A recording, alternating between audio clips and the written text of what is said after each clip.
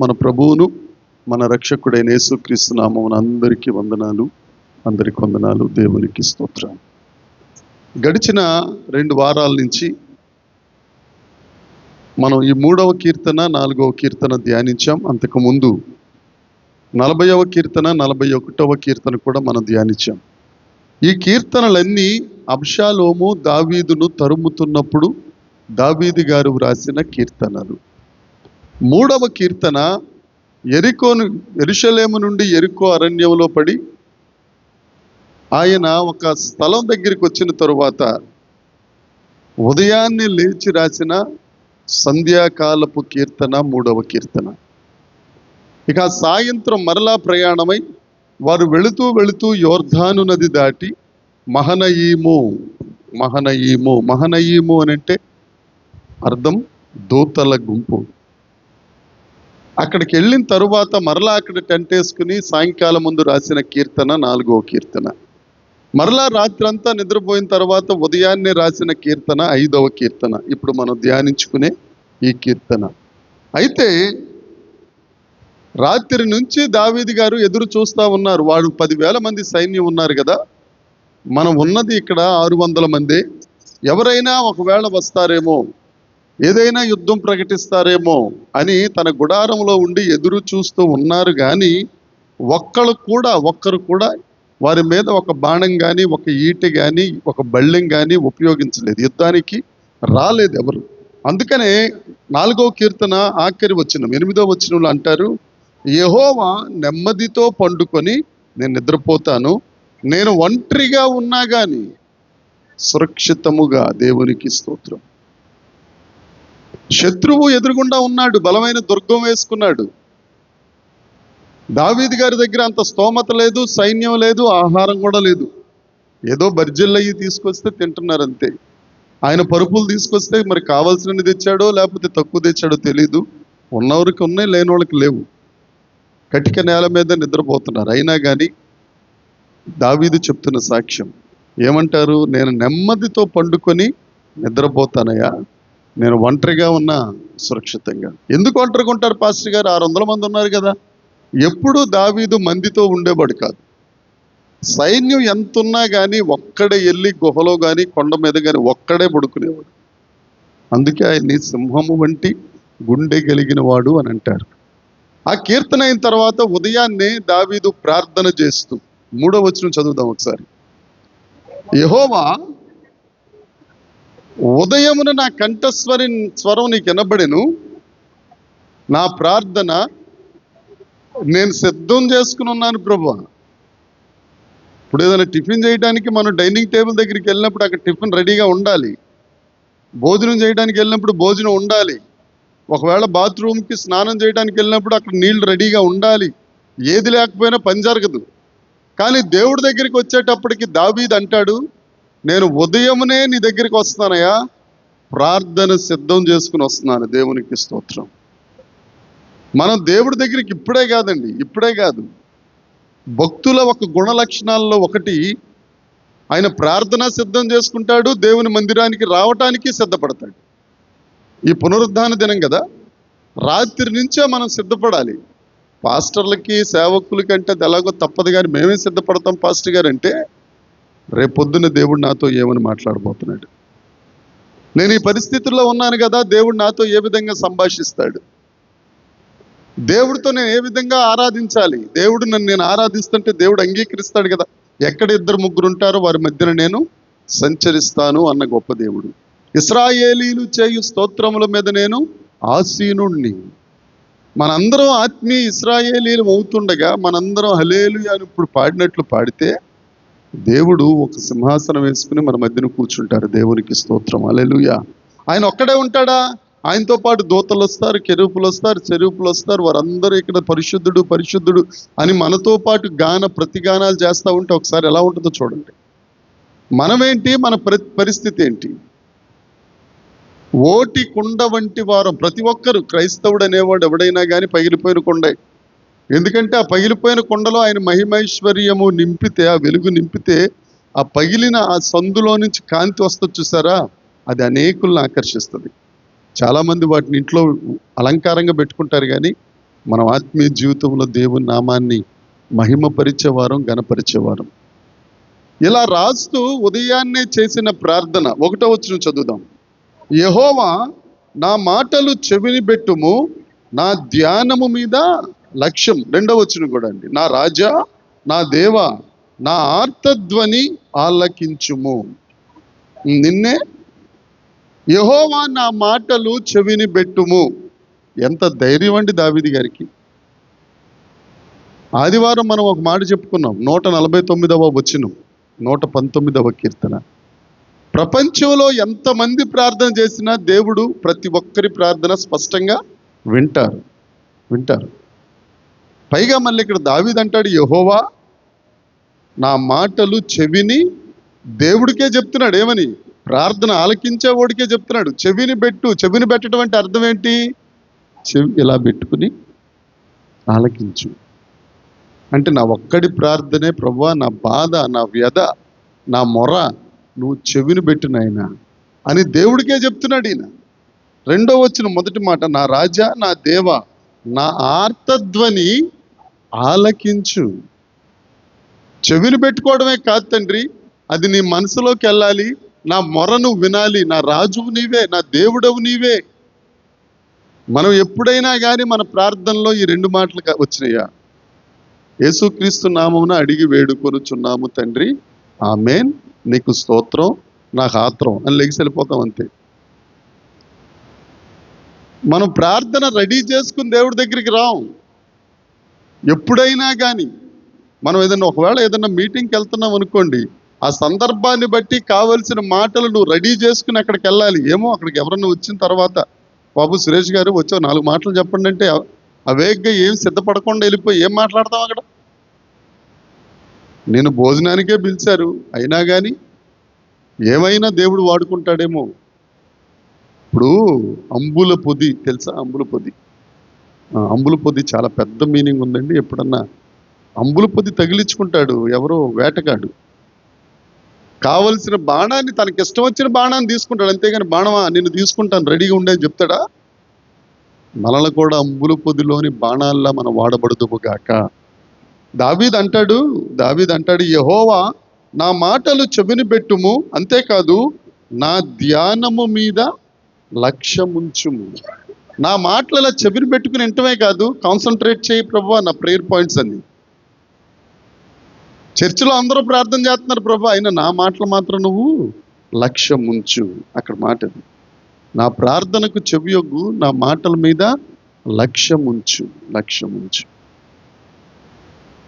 రోమాపత్రిక 8వ అధ్యాయం 26వ వచనం మనందరికీ తెలిసిందే. దేవుణ్ణి ప్రేమించు వారికి మేలు కలుగుటకై సమస్తము జరుగుతాయి. ఒక వెర్షన్లో నా బైబిల్లో ఉంటుంది, సమస్తము సమకూడి వెంటాడుచున్నవి. నువ్వు దేవుణ్ణి ప్రేమించేవాడివైతే నీ ప్రార్థన దేవుడు ఆలకిస్తా ఉన్నప్పుడు, నీ మొరకు ఆయన చెవిని పెడతా ఉన్నప్పుడు, నువ్వు దేవుణ్ణి ప్రేమించేవాడివైతే మేలులు నిన్ను వెంటాడుతూ ఉంటాయి సమకూడి. ఆ తగిన సమయం వచ్చేంత వరకు నువ్వు దేవుని దగ్గర ప్రార్థన చేస్తానే ఉండాలి. ఆమేన్.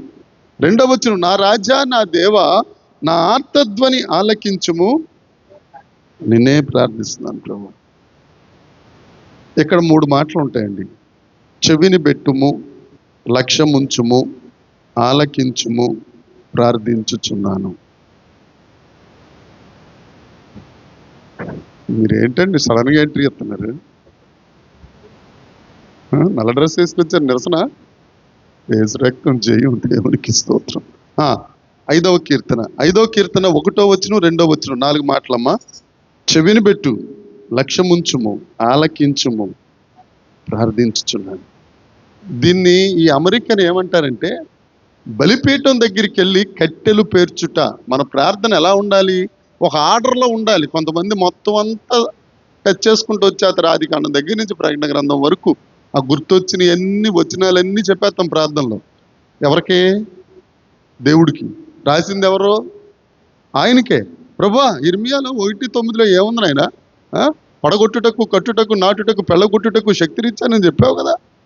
ఆయనకే చెప్పేస్తుంటాం మనం.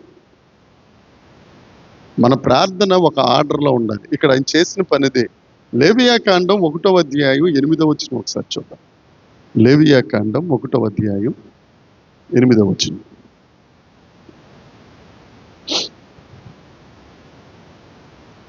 లేవియాకాండం 1వ అధ్యాయం. అప్పుడు యాజకుడైన అహరోను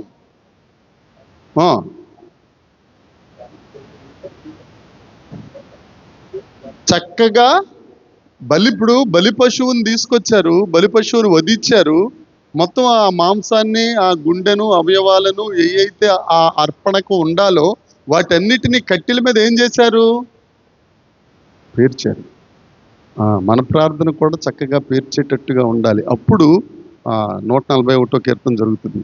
మనం చేతులు ఎత్తుట దేవునికి సాయంకాలపు నైవేద్యం. ఇష్టానుసారంగా వేసేసి ప్రభు నువ్వు వేరుకోలే, నాకు కొద్దిగా పనుంది, తాలింపు మాడిపోతుంది, నువ్వు వేరేసుకోలే అనుకుంటాం, కుదరదు. మనం చేసే ప్రార్థన ఒక ఆర్డర్లో ఉండాలి. దేవునికి స్తోత్రం. తరువాత 3వ వచనం. యెహోవా ఉదయమున నా కంఠస్వరము నీకు వినబడును, ఉదయమున నా ప్రార్థన నీ సన్నిధిని. ఈయన సిద్ధం చేస్తున్నాడు. ఎప్పటి నుంచి మొదలెడుతున్నాడు ఈ ప్రార్థన? రాత్రి నుంచే మొదలెట్టాడు.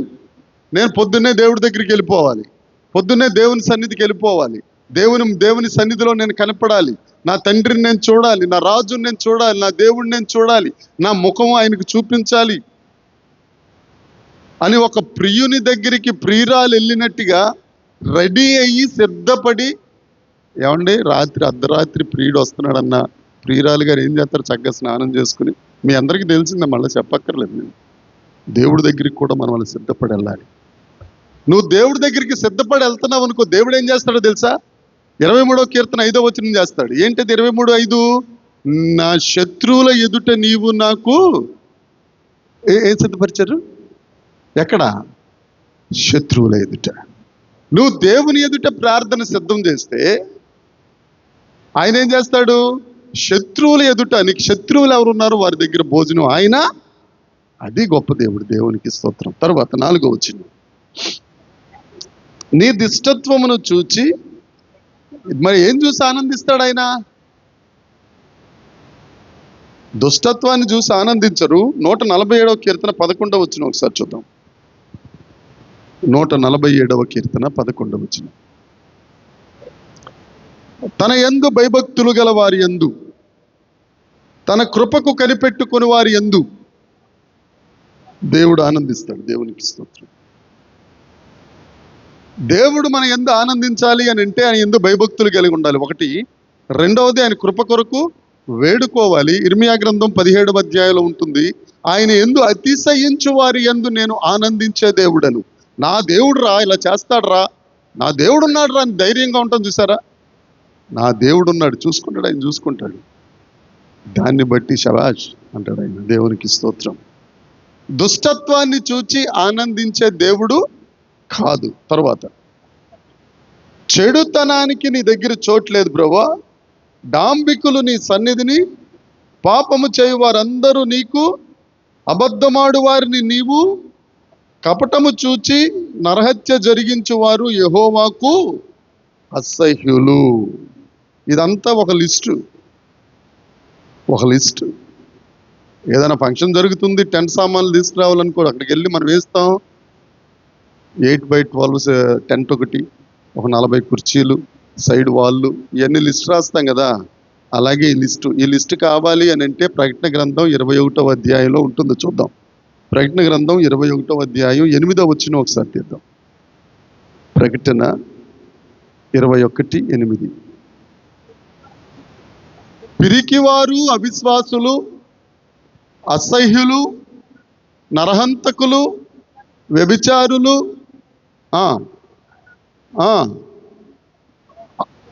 అందరూ కట్టుకుని వెళ్ళిపోతారంట. ఎక్కడికి? అగ్నిగంధకంలోనికి.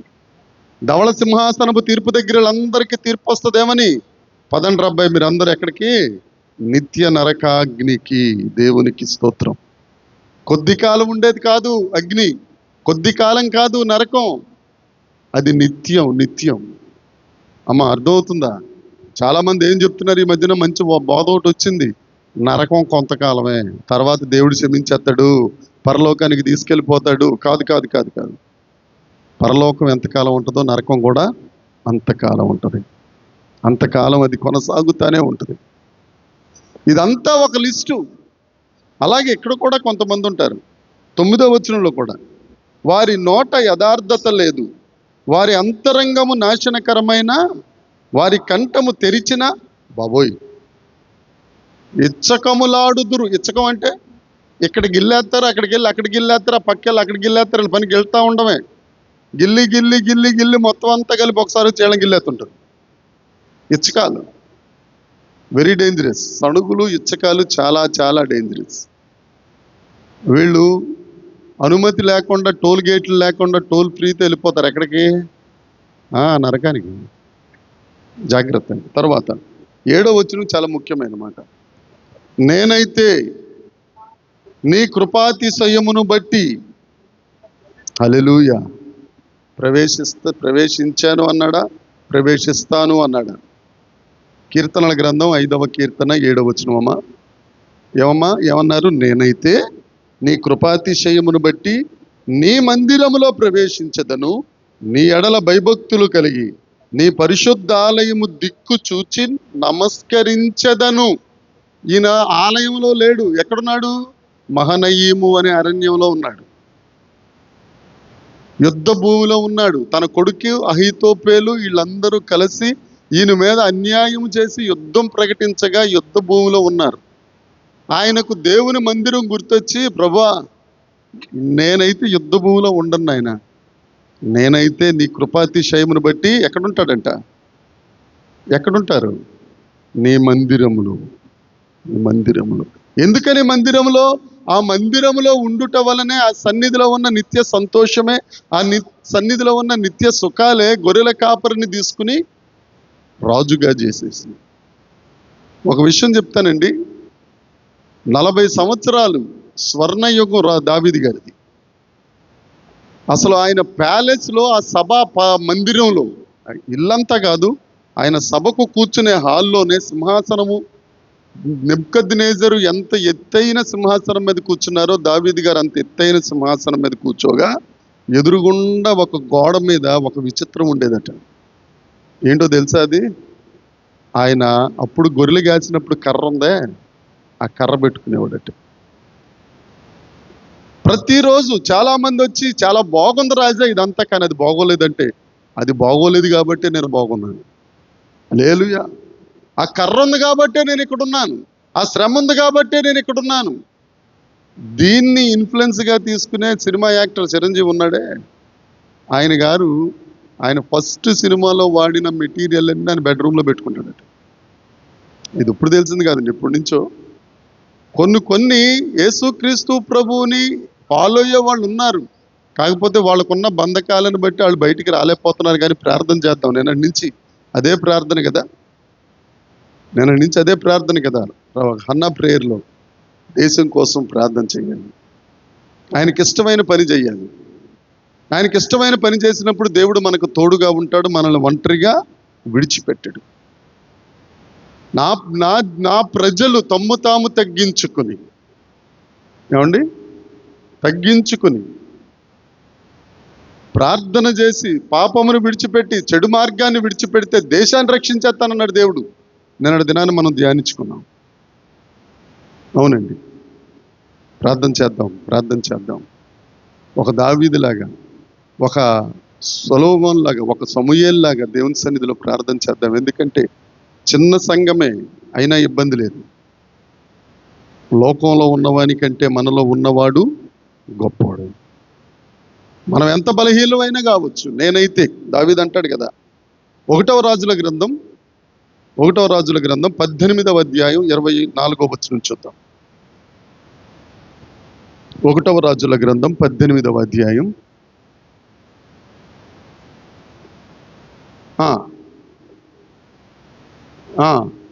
నేనైతే,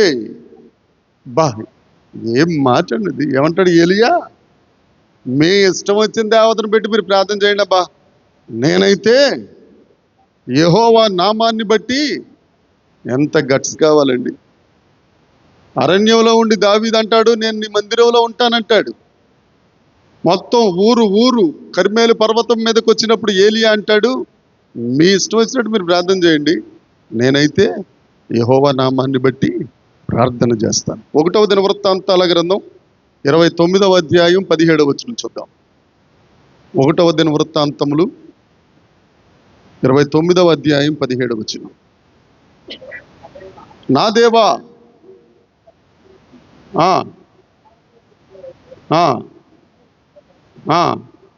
నేను ఎరుగుదును, నేనైతే యథార్థ హృదయం కలిగిన వాడనై దేవునికి స్తోత్రం. దేవుని మందిరంలోకి వెళ్తాం, నేనైతే కృపాతిశయముని బట్టి నీ మందిరంలో ప్రవేశిస్తాను, నేనైతే యెహోవా నామాన్ని బట్టి ప్రార్థన చేస్తాను, నేనైతే యథార్థంగా దేశ రక్షణ కొరకు ఏమి ఇవ్వాలో అది ఇచ్చేస్తాను.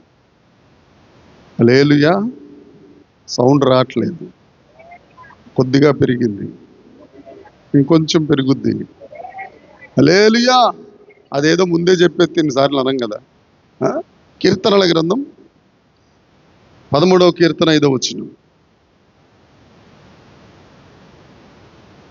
కీర్తనల గ్రంథం, నేనైతే నీ కృపయందు నమ్మికయుంచి ఉన్నాను, నీ రక్షణ విషయమై. హల్లెలూయా, హల్లెలూయా. స్తోత్రం చెప్దామండి, స్తోత్రం చెప్దాం. రక్షణ ఇచ్చాడు దేవుడు. రక్షణ వల్ల లాభాలేంటో ఆఖరి 3 అధ్యాయాల్లో ప్రకటన గ్రంథంలో మనం అనేక సార్లు ధ్యానించుకున్నాం. రక్షణ మనకు ఉచితమే, కానీ అది ఎంత విలువైందో తెలుసా? 2వ రాకడలో తీసుకెళ్తుంది. రహస్య రాకడలో ఆయనతో పాటు ఎత్తబడతాం, వధువు సంఘంలో ఉంటాం, క్రీస్తు న్యాయపీఠం ఎదుట బహుమతులు పొందుతాం, యేసయ్యతో తిరిగి వస్తాం, 1000 ఏళ్ల పరిపాలన చేస్తాం. ఆ తర్వాత వాళ్ళందరూ అగ్నిగుండానికి వెళ్ళిపోతే మనం యుగ యుగాలు దేవునితో పాటు ఉంటాం. ఆ రక్షణను బట్టి దేవానికి స్తోత్రం. ప్రార్థన చెయ్యాలండి, దేవా నువ్వు నన్ను రక్షించినందుకు స్తోత్రం ప్రభు. ఆ రక్షణ కాపాడుకోవాలి మనం. తర్వాత వచ్చిన చదువు 8వ వచనం. యెహోవా నా కొరకు పొంచి ఉన్న వారిని బట్టి నీ మార్గము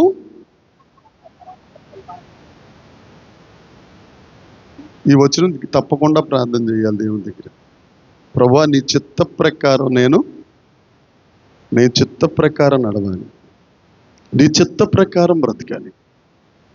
అన్ని చోట్ల చిత్తం చెల్లుతుంది, కానీ పిల్లల పెళ్ళిళ్ళు వచ్చేసరికి మాత్రం చిత్తం మాట్లాడలేదు మీరు. జరగదు. పైగా పాస్టర్ దగ్గరికి వచ్చి చెప్తారు, పాస్టర్ గారు పలానా తేదీ ఖాళీ ఉందా? ఆ రోజు ఆదివారం కదా, ఆదివారం అయినా కానీ మా అబ్బాయి పెళ్ళి మీరు ఆదివారమే చెయ్యాలి, మీరే చెయ్యాలి ఆదివారం. నేను చేయనంటే చేయకపోతే మా మొత్తం మా కుటుంబాలన్నీ తెచ్చి మానేస్తాం. ఎవరు పెట్టారబ్బా నీకు ఆదివారం ముహూర్తం అంటే? ఆడు పెట్టాడులే, ఎవడో ఆడు పెట్టాడులే. దేవుని చిత్త ప్రకారం అక్కడ ఉంటుంది. మరొకసారి చదువుదాం. యెహోవా నా కొరకు పొంచి ఉన్న వారిని బట్టి నీ నిత్యానుసారముగా నన్ను నడిపింపువు, నీ మార్గము నాకు స్పష్టంగా, తడువులాడ్డం కాదు, స్పష్టంగా తెలియాలి ప్రభు. స్పష్టంగా తెలిస్తే నేను స్పష్టంగా నడుస్తాను. నీ వాక్యము నా పాదములకు నా త్రోవకు వెలుగు. నీ అడుగు ఎక్కడ వెయ్యాలో వాక్యం చెప్తా ఉంటుంది స్పష్టంగా. నువ్వు వాక్యాన్ని ఇగ్నోర్ చేసావనుకో, పక్కన పెట్టావనుకో, ఎక్కడో అక్కడ ఏదో గుంట్లో పడిపోతావు. ఏ కాలు చెయ్యో, ఏ రక్తం చెయ్యం. తర్వాత పైకి కట్టేస్తే మేమందరం ఫ్లవర్ బొకేలు పళ్ళు గిళ్ళు పట్టుకుని వచ్చేయాలి. మాకు ఖర్చే, మీకు ఖర్చు. దేవుని వాక్యంలో ఎదుగుదాం. దేవునికి స్తోత్రం.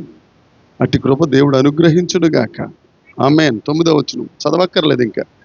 యథార్థత లేదు, గుంట, సమాధి,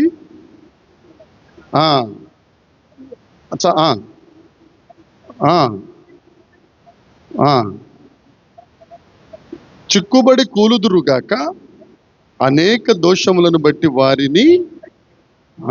హృదయము అన్నిటికంటే ఘోరమైన దానిని బాగు చేయగలిగిన వాడెవడు? ఎవడో బాగు చేయలేడు, యేసుక్రీస్తు ప్రభు తప్ప. హృదయం మంచిదైందనుకో ఈ లక్షణాలు ఏముండవు, హృదయం చెడ్డదైందనుకో ఈ లిస్ట్ అంతా ఉంటుంది. యథార్థత ఉండదు, నాశనకరమైన గుంట, వారి నోరే, వారి కంఠమే తెరిచిన సమాధి అంట. ఎన్ని శవాలు దాంట్లో వేసినా కానీ కుళ్ళిపోవడం తప్ప ఇంకేముండదు. నాలుకతో ఇచ్చకమ్ములాడుదురు, వారు దేవుని మీదే తిరగబడతారు, అపరాధులుగా తీర్చాలి అలాంటి వాళ్ళని. ఏమండి, వారు చిక్కుబడి కూలుదురు. 11వ వచనం చదువుదామ్మా. నిన్ను ఆశ్రయించి వారందరూ, దేవునికి స్తోత్రం, నిన్ను ఆశ్రయించు వారిని. సమూయేలు గ్రంథం, 1 సమూయేలు గ్రంథం 7వ అధ్యాయం 8వ వచనం ఒకసారి చూద్దాం. స్తోత్రం, హల్లెలూయా. మొదటి కాదండి, 2 సమూయేలు 7:8. 7వ అధ్యాయమమ్మా, 8వ వచనం. కాబట్టి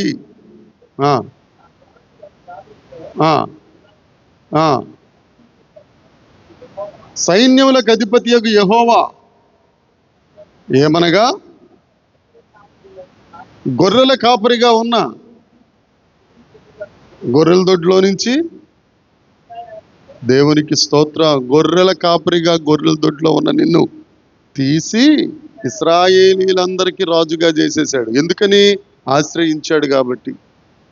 అక్కడ ఉన్న మాట ఏంటి? నిన్ను ఆశ్రయించి వారందరూ చెప్పట్లేదేంటండి, సంతోషిస్తారు. మనకు సంతోషం కావాలి అని ఇప్పుడు ఏం చేయాలి? అంతే, దేవుణ్ణి ఆశ్రయించాలి.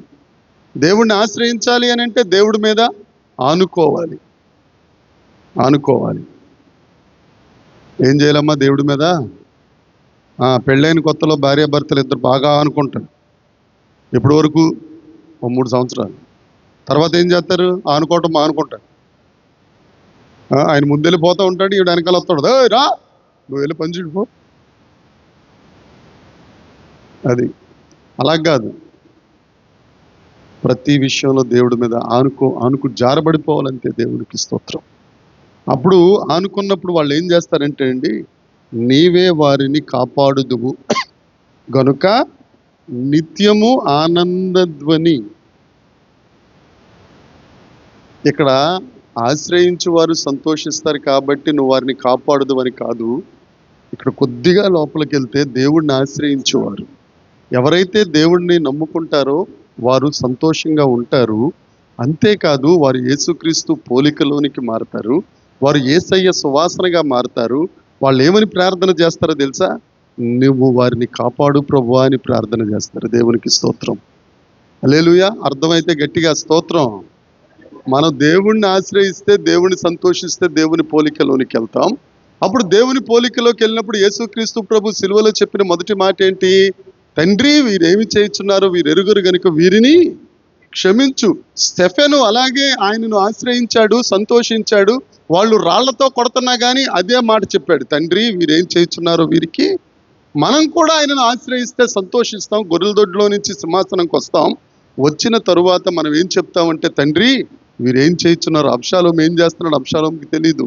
అహీతోపేలు ఏం చేస్తున్నాడు, అహీతోపేలుకి తెలీదు. అక్కడున్న కుర్రోళ్ళందరూ 10,000 సైన్యం ఏం చేస్తున్నారో వారికి తెలీదు. తండ్రి వారిని క్షమించు ప్రభువా అన్నాడా లేదా? ప్రార్థన చేశాడు. అట్ ద సేమ్ టైం యోవాబుతో చెప్పాడు, యోవాబా నా కొడుకుని ఏం చేయకే అన్నాడా లేదా అండి? ఎక్కడి నుంచి వచ్చింది ఆ గుణం? దేవుణ్ణి ఆశ్రయించటం వలన. దేవుణ్ణి ఆశ్రయిస్తే సంతోషంగానే ఉండం, యేసుక్రీస్తు పోలికలోనికి మారుతాం. హల్లెలూయా. ఆఖరి వచనం చదువుదాం. యెహోవా నీతిమంతులను ఆశీర్వదించువాడవు నీవే, కేడముతో కప్పినట్లు నీవు వారిని. హల్లెలూయా. కావున నీ నామమును ప్రేమించువారు ఉల్లసింతురు. ఈ సంవత్సరం మనకిచ్చిన వాగ్దానం ఉల్లసించు, ఉత్సాహంగా ఉల్లాసంగా FM వింటూనే ఉండండి. అలా మీరు చెప్పింది మా సన్మియక్ గారు. సియోను వాసులారా సంతోషించండి, యెరూషలేము నివాసులారా ఉల్లసించండి. దేవునికి స్తోత్రం. ఎప్పుడైతే దేవుణ్ణి ఆశ్రయిస్తామో సంతోషంగా ఉంటాం. యేసు ప్రభు పోలిక వస్తుంది. కేడమునే దయ్యతో దేవుడు మనలను కప్పుతాడు. ఇక్కడ ఒక డిఫరెన్స్ చెప్పాలి మీకు. 3వ కీర్తనలో కూడా కేడెమనే మాట ఉంది, 5వ కీర్తనలో కూడా కేడెమనే మాట ఉంది.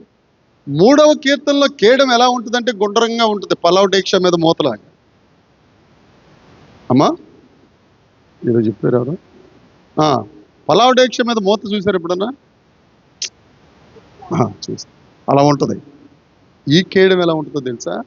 ఒక తలుపు ఉందనుకోండి, తలుపు అది ఎలా ఉంటుంది? రెక్టాంగిల్లో, దీర్ఘ చతురస్రాకారంలో ఉంటుంది. నేను 6 అడుగులు ఉన్నాను అనుకో, 7 అడుగుల్లో ఇంత ఎత్తు ఉంటుంది, ఇక్కడ వరకు ఉంటుంది. అటు నుంచి ఎవరు వేసినా కానీ, బాణం వేసినా, రాళ్ళు వేసినా, చెప్పులు వేసినా, కొంతమంది చెప్పులు కూడా వేస్తుంటారు, చెప్పులు వేసినా, అరటికాయ తొక్కలు వేసినా, ఏం వేసినా కానీ తలుపుకు తగులుతాయి తప్ప నాకు. ఎందుకని? ఆ కేడెం అనే దయ నన్ను దాచేసింది. దేవునికి స్తోత్రం. నువ్వు ఆశ్రయిస్తే చాలు, మొత్తం చెప్పులు తొక్కలు అన్ని పట్టుకుని ఇంటి దాకా వచ్చేస్తారు, గుమ్మం దాకా వచ్చేస్తారు. ఇసరడానికి మాత్రం ధైర్యం సరిపోదు వాళ్ళకి. ఏమని? లాబానుతో మాట్లాడిన దేవుడు, యాకోబును ఒక్క మాట అన్నావా, ఎక్కువ తక్కువ మాట్లాడేవా లాబానా, నీ పని అయిపోద్ది అన్నాడు దేవుడు. అన్నాడా లేదా? మన దగ్గరికి వచ్చేవాళ్ళతో కూడా అదే మాట్లాడతాడు దేవుడు. ఎప్పుడు? మనం ఆయనను ఆశ్రయిస్తే, మనం ఆయన యందు సంతోషిస్తాం. అంతేకాదు, యెహోవా నీతిమంతులను ఆశీర్వదించువాడవు నీవే. వాక్యంలోకి వెళ్ళినప్పుడు ఆశీర్వాదం అంటే ఏంటో చూద్దాం. ఆశీర్వాదం ఎవరి వల్ల కలుగుతుందండి? యెహోవా వలననే ఆశీర్వాదం. ఆ ఆశీర్వాదమే ఐశ్వర్యం ఇస్తుంది. హల్లెలూయా. ఐశ్వర్యం అంటే డబ్బులా? మస్తాను ఏం చెప్తామా? ఏం చెప్తే ఈ డైలాగ్ అంటాడు. అన్నిటిని మించిన ఐశ్వర్యం పరలోకం. హల్లెలూయా. అక్కడ ఉంటామండి మనం. కృప మహదైశ్వం. మనం బంగారు గింగారు ఇక్కడ, తర్వాత ఉన్నాడు. దీన్ని ఏమంటారు? నడుంకు పెట్టు. నాకు తెలియదు అనుకుని అంటాడు. ఎందుకు మరి మర్చిపోతామండి? 2 కూతురు, 3 ఇది కొసరేది అడుగు. నువ్వు అనుకుంటున్నావు అమ్మా, దేనికి దాని ఏ ఛానల్ ఆ ఛానలే ఆవిడే. వెస్ట్రన్నే, ఇండియన్నే ఆవిడ. వాటన్నిటిని మించిన ఆశీర్వాదం దేవుని కుడిపార్శ్వాన కూర్చోవడం. చప్పట్లు కొడదాం దేవునికి స్తోత్రం. హల్లెలూయా, హల్లెలూయా. ఆదివారం సెలవు అయితే అందరూ మాంసాలు గేంసాలు తెచ్చుకుని జాగ్రత్తగా టీవీల మీద కూర్చుంటారు. మనం వచ్చి ఇక్కడ కింద కూర్చున్నాం. ఒకనొకనాడు అక్కడ బంగారు మీద నడుస్తాం. హల్లెలూయా, దేవునికి స్తోత్రం. కేడెమనే దయ్యతో మనల్ని కప్పుతాడు ఆయన. దేవునికి మహిమ. తరువాత ఆఖరి మాట, కావున నీ నామమును ప్రేమించువారు ఉల్లసిస్తారు. ఇప్పుడు మీరు అందరూ యేసుప్రభుని ప్రేమిస్తున్నారా అంటే 2 చేతులు ఎత్తేస్తారు, నాకు తెలుసు. అబ్బాయి అనుమానం లేదు అందులో. నేను అడగను, కానీ నువ్వు దేవుణ్ణి ప్రేమిస్తే ఒక క్వాలిటీ ఏంటంటే ఉల్లాసంగా ఉంటావు. హల్లెలూయా. ధైర్యంగా ఉంటావు. దేవునికి స్తోత్రం. దేవుణ్ణి ప్రేమించడం అంటే ఏంటి అసలు? ఇప్పుడు ఇక్కడ ఉన్న వాళ్ళంటే మనం ఏదో ప్రేమిస్తాం ఏమండి అని పలకరిస్తాం. మరి ఆయన ఆజ్ఞలను అనుసరించుటయే ఆయనను ప్రేమించుట. ఒక నిర్ణయం తీసుకుందాం. ఈరోజు ఆఖరి పునరుద్ధాన దినం, ఫిబ్రవరి నెలకి. మరలా వచ్చే ఆదివారం మార్చికి మొదటి పునరుద్ధాన దినం. రోజులు గడిచిపోతున్నాయి. నిజంగా ఎప్పుడొచ్చిందో కొత్త సంవత్సరం అప్పుడే అయిపోయిందో అన్నట్టుగా ఉంది. నాకు ఇంకా ఈ 2 నెలల్లో నా వాగ్దానాన్ని నేనే ధ్యానించుకోలేదు. అప్పుడే 2 నెలలు అయిపోయినాయి. 3వ నెలలోకి వచ్చేస్తాను. పొంచుకుంటూ వస్తుంది దేవుని రాకడని పాత పాట ఒకటి ఉండేది. ఒక కెరటం వచ్చినట్టుగా దేవుడు రాకడ వచ్చేస్తుందండి. జాగ్రత్త. దేవుణ్ణి ప్రేమిద్దాం, ఉల్లసిద్దాం. ఆయన కేడెం మనకు తోడుగా ఉంటుంది. ఎంతమంది ఎదురొచ్చినా నువ్వు దేవుణ్ణి పట్టుకుని ధైర్యంగా నిలబడితే దేవుడు దయతో నింపేస్తాడు. నువ్వు చెప్పాల్సిన సువార్త నువ్వు చెప్పేస్తావు. నిజం చెప్తున్నాను కదండి, అన్ని గ్రామాలు సువార్త ప్రకటించిన ఒక్కరు మెడపట్టు గెంటినోళ్ళు లేరు నన్ను. ఇక మా ఇద్దరం ఒకసారి రేవు సోమవారం అని కడప జిల్లా, అక్కడికి వెళ్ళినప్పుడు వాక్యం చెప్తుంటే రాయి ఇసిరేశారు. మా ఇద్దరం ఒక గ్రూపు, ఈవిడ పెద్దమ్మాయి ఒక గ్రూపు. ఇసిరినోడే దేవుని వాక్యాన్ని అన్నాడు, తాగేసినోడే. ఆ గ్రామం అంతా ఎదురు తిరిగారు, కానీ వాక్యాన్ని వినకుండా మాత్రం మారలా. ముందు ఎదురు తిరిగేవాళ్ళు, తర్వాత వాక్యం వినేవాళ్ళు. దేవునికి స్తోత్రం.